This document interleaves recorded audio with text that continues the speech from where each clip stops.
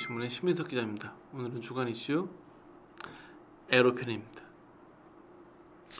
에로편이랄 것도 없이 그냥 넷플릭스 프로그램에 대한 평가의 시간인데, 제목이 성 플러스 인물 일본편. 대만편도 찍었다고 하니까 곧 나오긴 하겠지만 우리는 우선 공개되어 있는 일본편 이야기를 먼저 해볼까 하는데, 저는 사실 제작진에게 우선은 찬사를 보냅니다.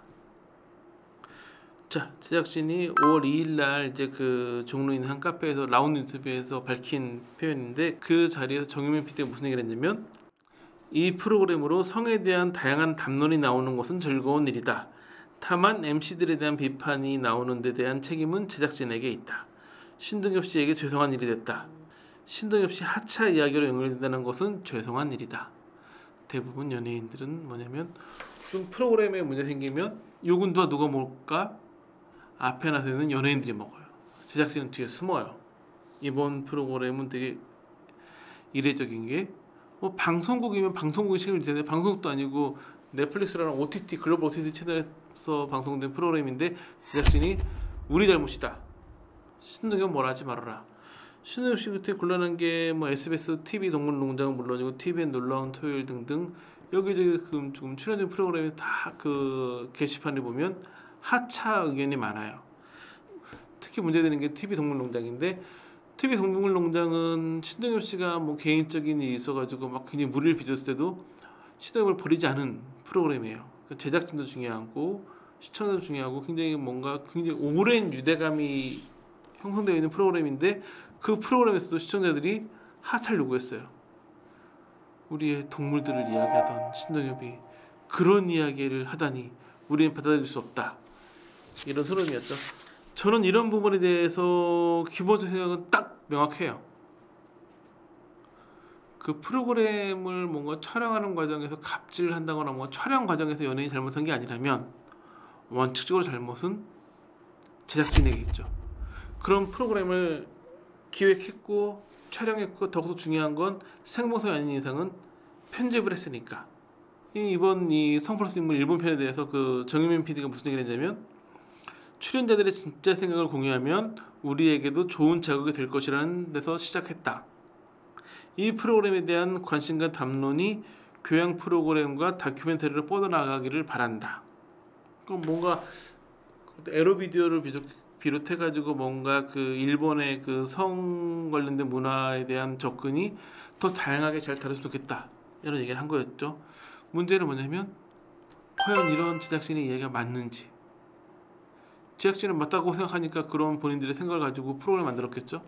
그리고 그 프로그램에 대한 견해, 그리고 그 프로그램에 대한 제작진의 설명에 대한 반론을 제기하는 게 언론의 일이겠죠. 그 부분을 한번 접근해볼까 합니다. 정용 PD 한 이야기 중에 이런 표현이 있어요. 성인 엔터테인먼트에서 AV는 주류인 부분이다. 거의 1조 원에 가까운 시장이고 편의점의 나라라고 불리는 일본에서 AV 편의점 산업 규모와 맞먹을 정도로 AV 산업이 큰 산업이라 다뤄야 한다고 생각했다. 일본에서 AV는 굉장히 큰 산업이긴 해요. 일본 AV는 지금 상황에서는 일본 최고의 콘텐츠죠. 대한민국은 뭐가 있을까요?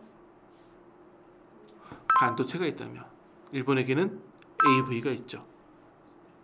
그러면서 무슨 얘기를 했냐면, 정현 PD가 성인 관련 산업은 명과 암이 두드러질 수밖에 없는데 일부 암이 있다고 해서 전혀 다루지 않아야 하나, 그럴 수는 없다고 생각했다. 아주 중요한 얘기. 일본 AV는 명이 있고 암이 있어요. 암이 있다고 해서 명이 큰데 명을 다루지 말아야 되나? 우리는 암을 빼고 명을 다뤄보겠다. 이게 정유민 PD를 비롯한 성플러스 인물 일본 편의 제작진의 가장 중요한 입장인 것 같아요. 제가 하고 싶은 얘기는, 그렇다면 암은 어느 정도인가? 명이 90%인데 암이 10%인 경우에는 하는 게 맞죠. 암이 90%인데 명이 10%예요. 명만 다룬다. 이건 소위 말하는 침소봉대죠. 어느 게 맞을까요? 그렇다면 일본의 현재 분위기를 봐야 돼요. 저희도 일본 AV를 기사 쓰면 대부분 그냥 딱 부러움이었어요. 부러움. 일본 이런 것도 할 수 있는데 우리 왜 못하나? 90년대 한국 그 영상 산업의 핵심은 에러비디오였어요. 90년대에는 영상 콘텐츠의 가장 중요한 소비 시장이 비디오 대여점이었어요. 비디오 대여점의 가장 큰 시장은 에러비디오였어요. 에러비디오 때문에 비디오 대여점이 돌아간 거예요. 그렇기 때문에 비디오 대여점이 에러비디오뿐만 아니라 극장 개봉 영화, 비디오 전문 영화 이런 걸 다 소화할 수 있었어요. 90년대 한국 영화는 뭐 우리가 그 윤락이나 유흥 기사 쓰면서 많이 다루는 마이킹이라는 개념이 있어요. 그러니까 선 대출이죠. 우리가 이러한 작품을 만드는데 미리 좀 투자를 해달라. 대신에 우리가 이 영화를 만들면 극장 개봉한 다음에 비디오 테이프는 당신의 회사에 되겠다. 이게 이제 마이킹 개념의 대출이었어요. 그래서 90년대에는 어떤 시기였냐면 아무리 큰 대작 영화도 뭐 유명한 비디오 업체에서 비디오를 출시하는 걸 조건으로 그 회사에서 대출을 그 먼저 투자를 받아가지고 영화를 제작하는 이런 형태였거든요. 왜냐면 90년대만 해도 극장 개봉에서 수입이 많지 않았으니까 OTT 같은 건 없던 시절이고 오직 수입은 비디오 대여 시장에서 나왔어요. 근데 그 비디오 대여 시장은 극장 개봉용 영화로 돌아가는 게 아니라 에러비디오 돌아가거든요. 그러니까 에러비디오로 자본을 축적한 비디오 대여 시장이 그 돈을 가지고 극장 개봉용 영화에 돈을 댔고 그래서 극장 개봉 영화를 만들었고 그런 시장이 반복되다가 90년대 후반에 쉬리를 시작으로 해가지고 극장 개봉 영화가 엄청난 흥행을 했고 2000년 초반에 뭐 실미도 태극기 살리며 이런 천만관객 영화가 나왔어요. 에러비디오가 없었으면 한국 영화의 전성기는 없었어요. 그런데 에러비디오는 망했어요. 왜냐? 인터넷이라고 하는 도구가 생기면서 지금의 웹하드 사이트 같은 데를 들어가면 일본 AV를 다 불법으로 파요. 일본 AV를 보면 훨씬 제작 시장에서 우리나라 에러비디오 한 편을 만드는데 1,000원이 들면 일본 AV는 만원 10만 원이 들거든요. 제작비가 많이 들어간다는 얘기는 훨씬 좋은 배우와 훨씬 좋은 연출진, 훨씬 좋은 작품이 나온다는 뜻이에요. 에러비디오를 볼 이유가 없는 거예요. 일본 AV를 공짜로 불법으로 볼 수 있는데 그러다 보니까 한국의 에러비디오가 다 망했고 에러비디오가 망했다는 얘기는 뭐냐면 에러비디오를 중심으로 돌아가던 비디오 대여점 시장이 다 망했어요. 2000년대 초중반까지만 해도 동네마다 그 비디오 대여점이 있었어요. 지금은 아예 없죠. 다 뭐 OTT로 보면 되는데 이런 흐름을 겪었던 거예요. 그렇지만 아직 일본 AV는 버티고 있었던 거예요. 그런데 일본 내에서도 이렇게 시장이 잘 버티고 있을까? 정말 1조 원대 편의점을 능가하는 시장일까? 2022년 그러니까 지난해 5월 25일 날 일본 중의원 내각위원회에서 AV 출연자 피해 방지 구제 법안이 만장일치로 통과를 했어요. 그 다음에 6월 16일 날 일본 참의원에서도 가결이 됐어요. AV 출연자 피해 방지법은 굉장히 파격적인 법안이었어요. 어떤 내용이냐? 출연 계약을 할 때마다 AV를 편당으로 계약을 따로 한다. 또 하나는 그런 계약을 할 때마다 구체적인 내용을 담아가지고 서면으로 작성을 한다. 예전에는 그냥 너 2년 계약 뭐 해가지고 막 몇 표씩 막 찍었거든요. 무조건 이제는 편당 계약을 하고 그에 대한 구체적인 서면 계약서를 남긴다. 또 하나는 출연자가 반대하는 성행위는 하지 않는다. 일본 AV의 가장 큰 힘은 상상을 초월하는 성행위에 있거든요. 그런 거 물론 출연자가 오케이 하면 할 수 있는데 왜냐면 법안의 목적은 출연자 보호니까 출연자가 싫다고 하는 건 찍지 말아라. 또 하나 촬영이 끝난 다음부터 4개월 지나서 유통 및 판매를 할 수 있다. 그러니까 어떻게 해가지고 너무 돈이 없어가지고 내가 일본 AV를 찍었어. 일본인인데 근데 이거 공개되면 너무 곤란할 것 같으니까 그냥 말하겠다 싶으면 4개월 이내에 출연 계약을 번복하면 유통 및 판매가 안 돼요. 오픈을 했어. 너무 싫어서 이거 그만하고 싶을 때 있을 거 아니에요. 그러면 판매가 시작된 시점부터 1년 이내에 내가 출연 계약 번복하려 그러면 다시 출연 이거에 대한 유통이 금지돼요. 제작진에서 열받죠. 배우가 한번 맘 바꾸면 다 돈 들여 찍은 걸 엎어야 되니까. 이만큼 파격적인 법안이 나온 이유가 뭘까요? 그러니까 일본이라는 나라에서 일본 AV 산업이 너무 커지다 보니까 너무 불법적인 일이 많았던 거예요. 뭐 일본에서는 그러니까 우리나라 고등학교 2학년부터의 나이면 AV를 찍을 수가 있어요. 우리나라는 미성년자지만 일본은 미성년 연령이 낮고 원래 AV 자체가 연령대가 낮았기 때문에 우리나라로 따지면 뭐 고등학생이나 대학생인 여성이 연예인이 되고 싶어가지고 연예계약상 계약을 한 거예요.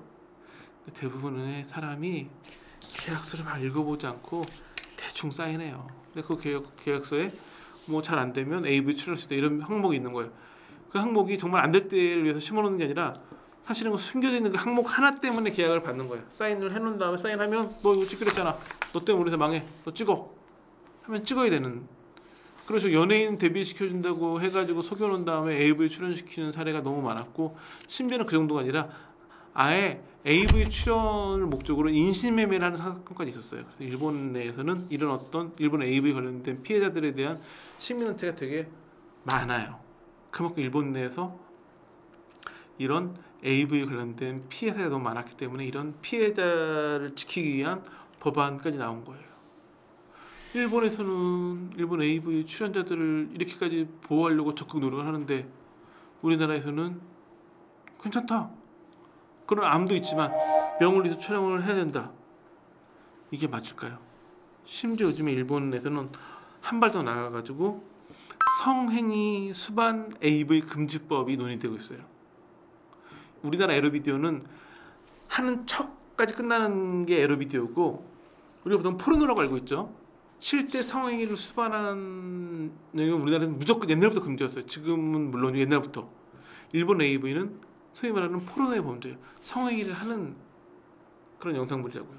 그런데 일본에서 아예 성행위 수반 일본 AV를 금지하겠다는 법안이 지금 일본 정치권에서 논의 중이에요. 아직 뭐 논의 중인 상태이긴 하지만, 그게 뭐냐면 아예 일본 AV가 없어진다는 의미예요. 일본 AV도 성행위하는 장면이 다 빠지면 과거 대한민국의 에로비디오와 크게 다르지 않겠죠. 정현 PD는 성인산업 관련해서 명가암이 두드러질 수밖에 없는데 일부 암이 있다고 해서 전혀 다루지 않아야 하나? 라고 물어봤는데, 일본 사회에서는 일부 암이 있다고 해서 AV를 없애려고 하고 있어요. 너무 안 맞잖아요. 일본 현지에서는 그런 암이 있기 때문에 아예 이 일본 AV라고 하는 항목 자체를 없애버리려고 하고 있는데, 이거를 다루는 우리나라 제작진은 일부 암이 있다고 다루지 말아야 되느냐? 다루지 말아야 하지 않을까요? 두 번째 이슈는 또 정영 PD 얘기를 인용하겠습니다. AV를 제작하고 배포하는 건 불법의 영역이지만 AV를 개인이 보는 것은 불법이 아니다. 그런데 일본에서는 AV 제작이 합법이다. 전 세계에 AV가 합법인 나라들이 적지 않게 있더라. AV 산업에 종사하는 사람들의 이야기를 들어보는 건 불법적인 문제가 아니다. 맞죠. 우리나라는 에로비디오는 합법이에요. 포르노는 불법이에요. 포르노 자체에 대해서는 규정이 없어요. 최근 사이에 많이 문제됐던 게 뭐 리벤지 포르노, 몰카, 성착취물, 이런 디지털 성범죄물 같은 경우에는 제작, 유포, 시청 다 불법이에요. 근데 일본 AV, 소위 말하는 포르노에 대해서는 제작, 유포는 불법인데 시청에 대해서는 모호해요. 불법으로 규정이 되어 있진 않아요. 그러면 제작진의 말처럼 보는 건 합법일까요? 자, 그렇다면 우리나라에서 포르노를 제작하거나 유통하는 건 불법인데 어떻게 유통이 가능할까요? 마약을 만들지 못하고 팔지 못하는데 먹는 건 합법일까요?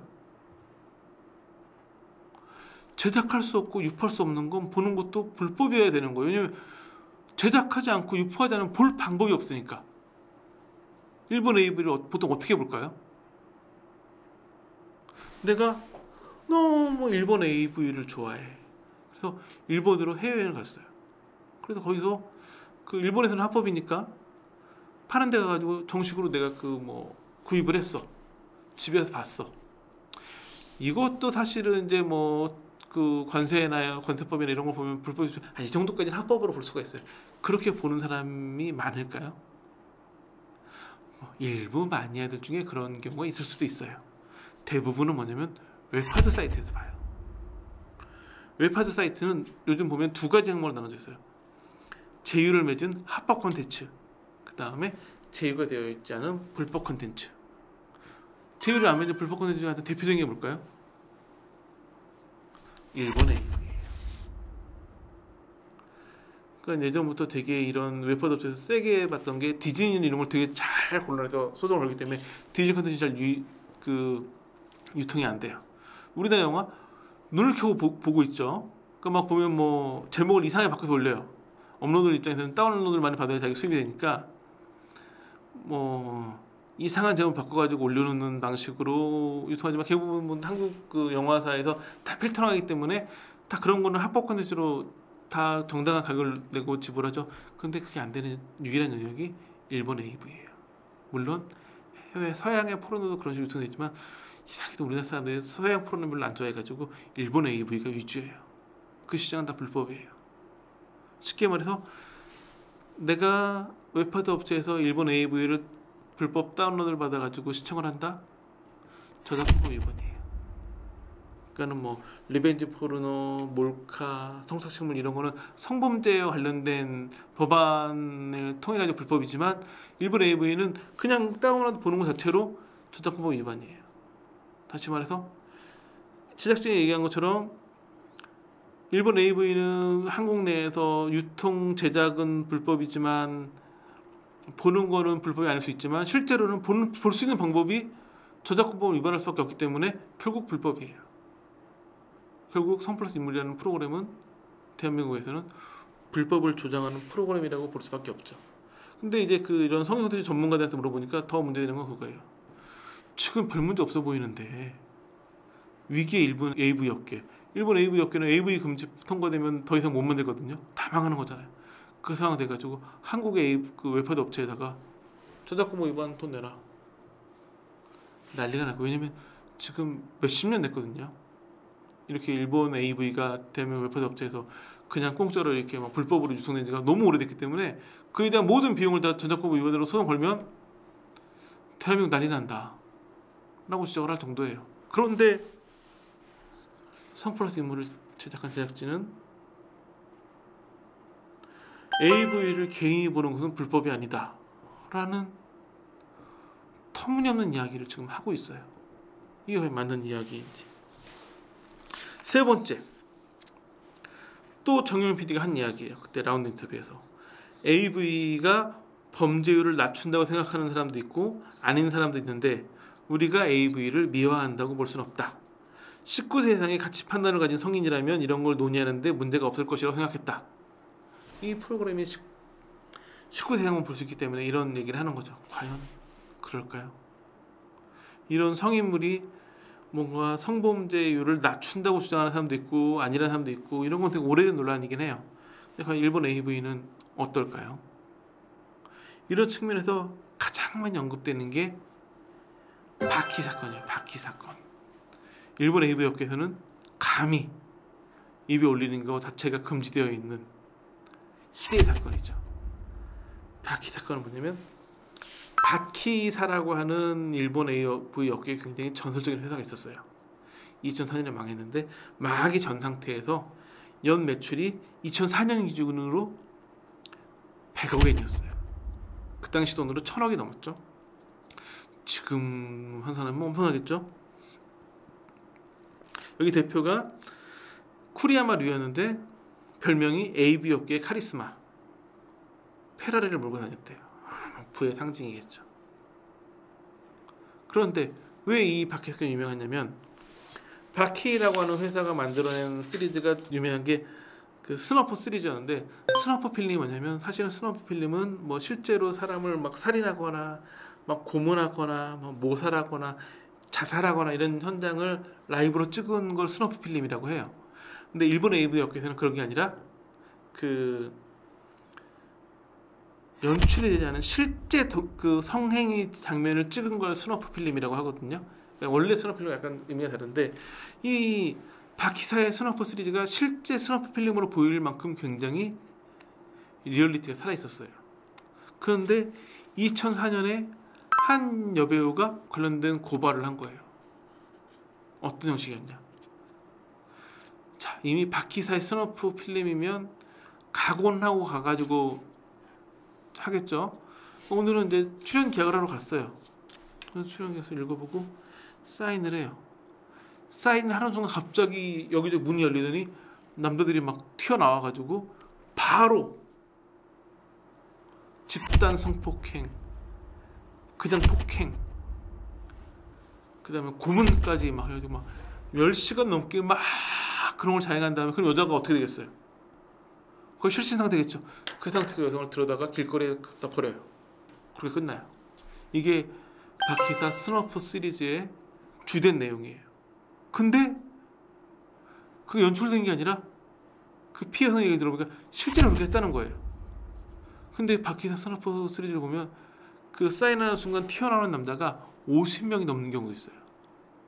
50명의 남성이 한 명의 여자를 그렇게 사인하는 순간 튀어나와가지고 집단 성폭행을 하고 폭행을 하고 고문까지 해가지고 갖다 버려버리고 끝난다.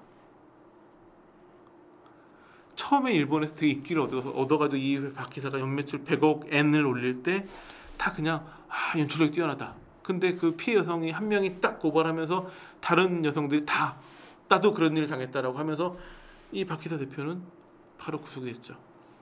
결국 지금 이 박희사 대표 같은 경우에는 징역 18년형을 받았거든요. 그래서 2024년 내년 출소 예정이네요. 그런데 이런 AV 업계라는 게 있다 보면 이런 사건도 있겠지만 왜 한국과 연관이 있냐면 그 엠번방 사태가 처음 터졌을 때 한국 사이버 성폭력 센터에서 어떤 얘기를 했냐면 뭔가 이 엠번방 이런 사태들이 이런 그 바퀴 사태에서 영향을 받은 것 같다. 바퀴사의 스노프필에서 영향을 받은 것 같다. 이런 얘기를 했었어요. 실제로 그 각각 문영욱 같은 경우가 가장 이 스노필린과 좀 유사하다고 많이 평가를 받고 있는데 그 문영욱은 그 2018년 대구 여고생 성폭행 사건을 비롯해가지고 3건의 성폭행 사건에 본인은 안 가고 본인이 어떤 또 다른 수화를 보냈어요. 집단 성폭행을 했고 그 영상을 찍었어요. 이런 부분들이 약간 영향을 많이 미친 게 아니냐. 그래서 그 성형외과 전문가들 이야기는 어떻게 얘기를 하냐면 한국형 스노퍼 필름을 만들려고 했던 문영욱이나 이런 애들이 그런 걸 만들다 보니까 거기 한 단계 더 발전한 성착취물로 간 게 아닌가 싶다. 이런 분석을 내놓았어요. 왜냐면 일본 AV 업계에서 최악의 사건이었던 바퀴 사건이 한국으로 건너와가지고 엠번방을 비롯한 이런 성착취물 사건이 연결됐을 가능성이 농후하다는 거죠. 그냥 일본 AV가 뭔가 범죄율을 높인다 낮춘다 이런 얘기를 떠나가지고 만약에 이런 엠번방 사태의 처음 시발점이 일본 AV였다. 이런 인식이 있어도 이런 프로그램을 만들 수 있었을까요? 또 하나, 일본에서 지금 기본적으로 그 AV 출연자 관련된 피해 단체의 이야기들을 보면 10대 후반의 여고생이 연예인이 되고 싶어가지고 연예계약사가 계약을 맺은 거예요. 그 계약서를 잘못 봐가지고 그로 인해가지고 AV를 찍어야 돼요. AV를 찍는다는 얘기는 실제 성행위 하는 영상을 찍는다는 얘기예요. 찍는 것 자체가 너무나 수치스럽고 수모스러운 일일 거예요. 거기서 끝나잖아요. 그게 유통이 돼요.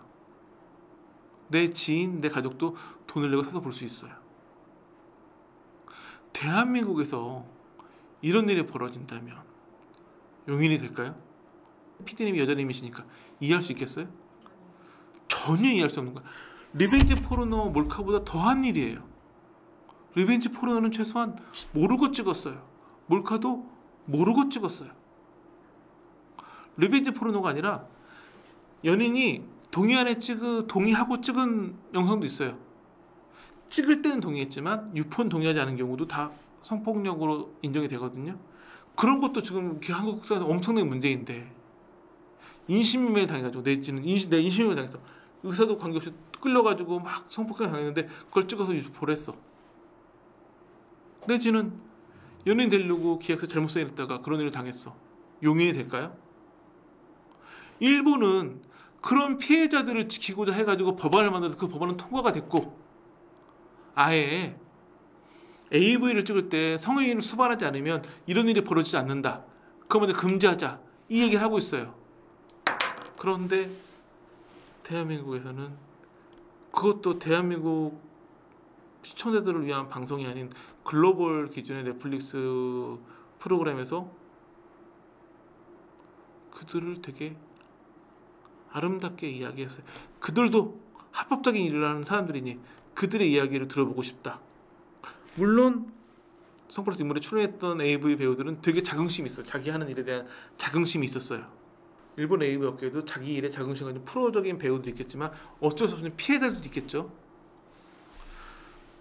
그래서 제가 이제 그 성인물 콘텐츠 전문가들한테 물어봤더니 그 선플러스 인물에 출연했던 배우들이 나온 일본 AV 지금 우리나라 웹하드 업체에서 되게 인기래요. 수익 어마어마하대요. 결국 선플러스 인물이라는 프로그램을 돈 버는 사람들은 누구냐? 웹하드 업체에 그들의 그 출연한 사람 배우들의 일본 AV를 올린 불법 업로드들은 큰 돈을 벌었겠죠. 이게 일본 AV에 암이 있을지라도 명을 다루려고 했던 제작진의 의도였을까요? 단지 제작진의 실수 때문에 피해 입은 신동엽에게 미안함을 표시하는 것만으로 이 제작진은 용서를 받을 수 있을까요? 저는 이런 프로그램 자체가 제작됐다는 것만으로도 굉장히 큰 성범죄가 아닐까 생각을 합니다. 자, 오늘 주면 여기까지입니다. 좀 넷플릭스는 한국 콘텐츠의 전 글로벌을 이끌어주는 좋은 일을 많이 했기 때문에 부디 앞으로는 넷플릭스 오리지널 한국 콘텐츠에 대해서는 좋은 방송만 했으면 좋겠다라는 바람으로 오늘 방송을 끝냅니다. 감사합니다.